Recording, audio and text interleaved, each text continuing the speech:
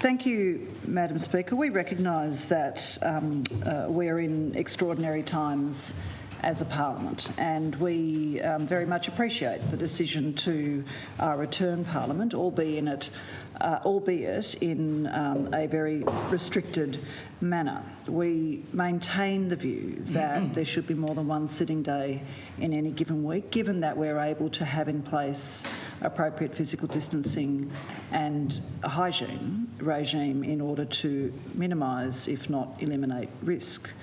Madam Speaker, we are moving an amendment to this motion without notice, and it's consistent with a position that, in fact, we've had forever, and that is that during that question time is a time for scrutiny. It is not a time for self-congratulations. Now, I understand that in other ordinary circumstances, there's an argument that the government of the day should allow its backbenchers to ask scrutiny questions. But we didn't hear a single scrutiny question this morning from the Dorothy Dixes, Madam Speaker. What we heard was backbenchers getting up and giving ministers an opportunity to congratulate themselves. Now, in an emergency, Madam Speaker, that is impossible to justify. Impossible to justify. So there are plenty of opportunities for the Premier and government ministers to get key messages out, to engage with the Tasmanian people. Every morning, all of us, I'm sure, in here, watch the morning briefing. They're extensive, they're information-rich, and they are an opportunity for the government to set the agenda for the day, engage with Tasmanians on the issues that they want them to be mindful of, to tell Tasmanians what the rules are, to keep Tasmanians up to date on the situation, for example, in the northwest. And this morning's briefing provided detail on the report into the northwest outbreak. So every morning there's an opportunity there for government to engage through the ministerial statements, through the morning briefings. Today in Parliament we'll have a ministerial statement. Again, that's government setting the agenda, Madam Speaker. There's been a lot of take in this past 6 weeks, Madam Speaker. We've accepted that Parliament needs to change some of its practices in order for us to be able to minimise, if not eliminate, risk of COVID transition to anyone in this building or anyone we come into contact with.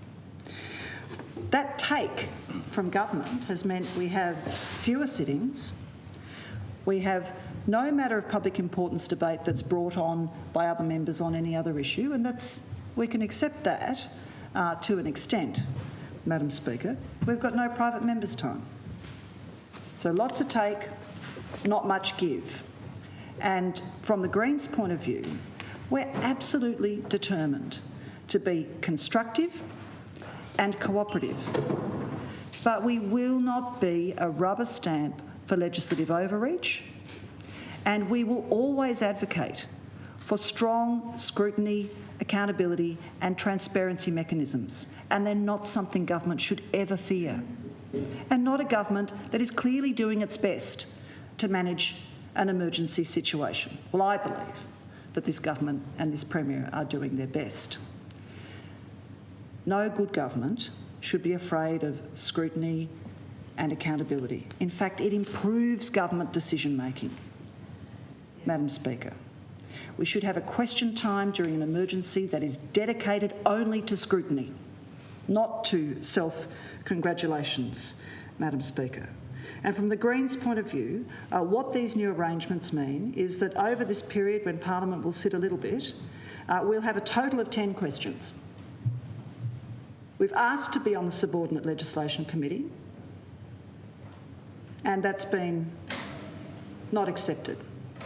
We should be on the Subordinate Legislation Committee, given that it's the primary mechanism for scrutinising decisions that are made by government.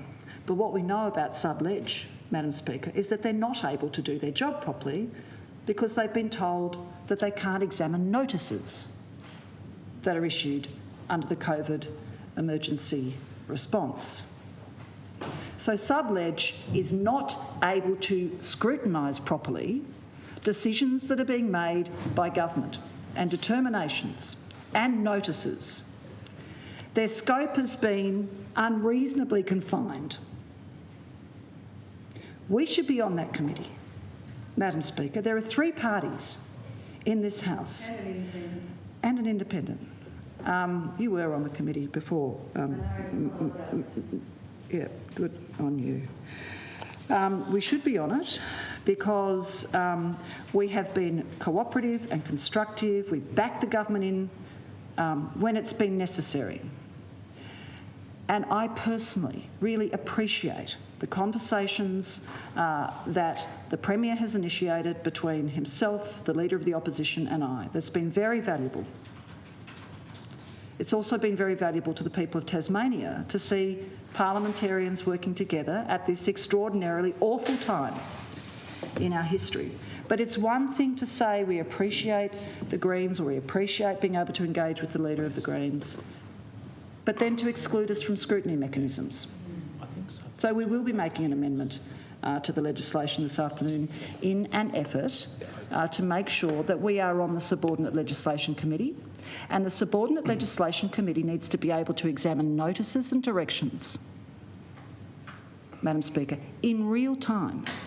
Because what's happening, of course, is that they're getting things after the fact, after it's been gazetted, a decision's been made, it's too late, Madam Speaker. So it is valuable to have the conversations with the Premier, and it is one part of a broad scrutiny framework. We have open conversations, but it's not enough. So I move that standing order. Can you just move? I'll be heard for Madam Speaker. Yes. I move that the member be heard for another 30 seconds. I move that the motion be amended by inserting the following paragraph. I'm taking higher advice.